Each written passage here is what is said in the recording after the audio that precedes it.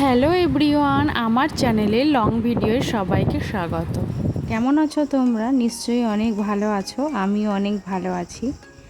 আমি তো short video আগেই ছেড়েছি ষষ্ঠীর, তো দেখো আমি লং ভিডিওটাও তোমাদের মধ্যে শেয়ার করতে চাই। তো দেখো আমি গিয়েছিলাম ষষ্ঠীতলায় পুজো করতে। আমি তো ছিলাম বাপের বাড়িতে অনেক দিনই, শরীরটা অনেকটাই খারাপ বলে তাই জন্য বাপের বাড়িতেই ছিলাম। হ্যাঁ, সেই কারণে মায়ের সাথে চলে গেলাম ষষ্ঠীতলায় পুজো দিতে। তো আমাদের প্রত্যেক বছর এভাবেই পুজো হয়। আর আমি গত বছর বিকালবেলা এসেছিলাম বলে আমার আসা হয়নি।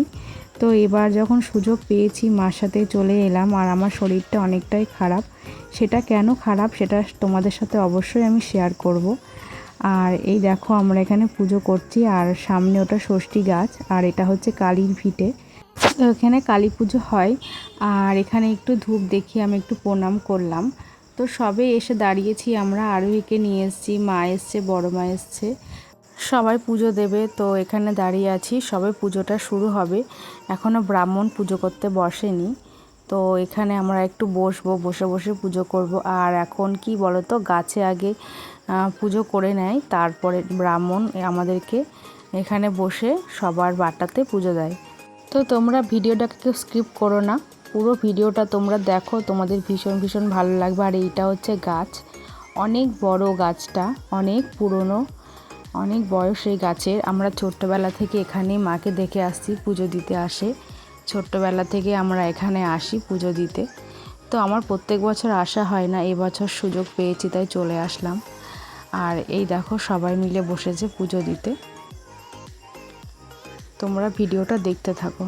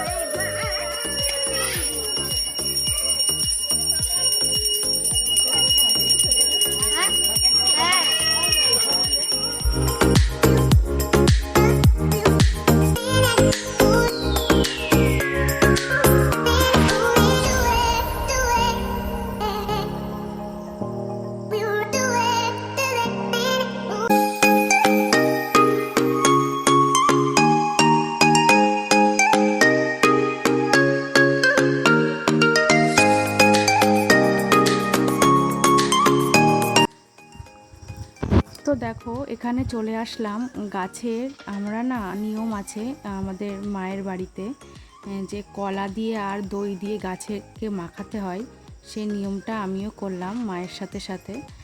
আর এই মানে এওস্তির মানুষরা এটা করে, ইয়াং না, তো আমিও করে দিলাম এটা।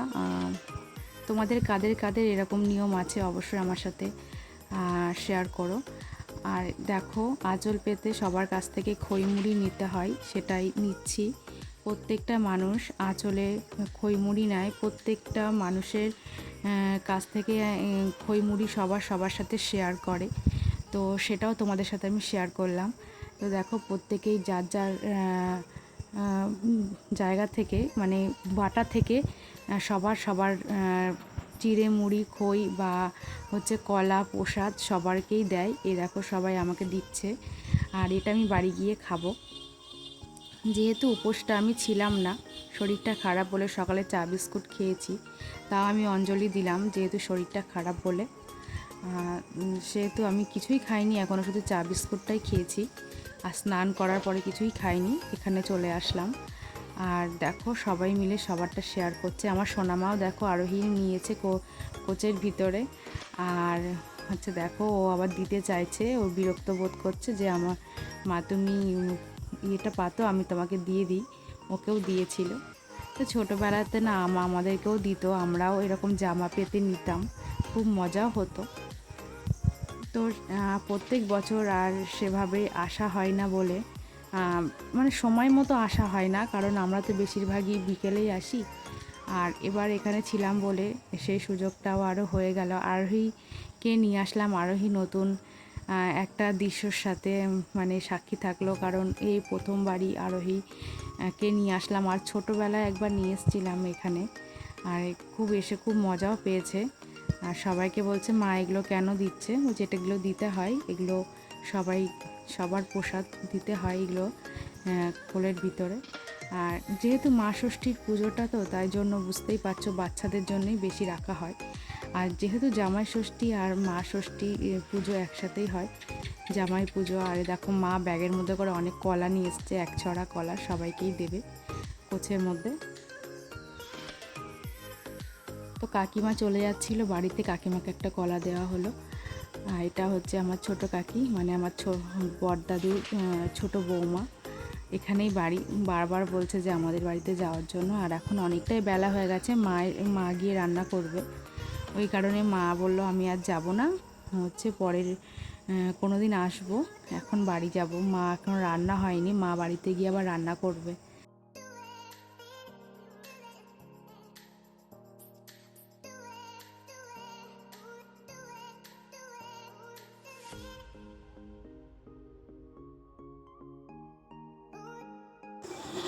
পুজো দেওয়া আমাদের হয়ে গেছে, এবার আমরা বাড়ির দিকে ফিরছি। তোমাদের ভিডিওটা কেমন লাগলো অবশ্যই তোমরা কমেন্ট করে জানাবে। ফিরে আসবো নেক্সট ভিডিও নিয়ে। আজকের মতো টাটা।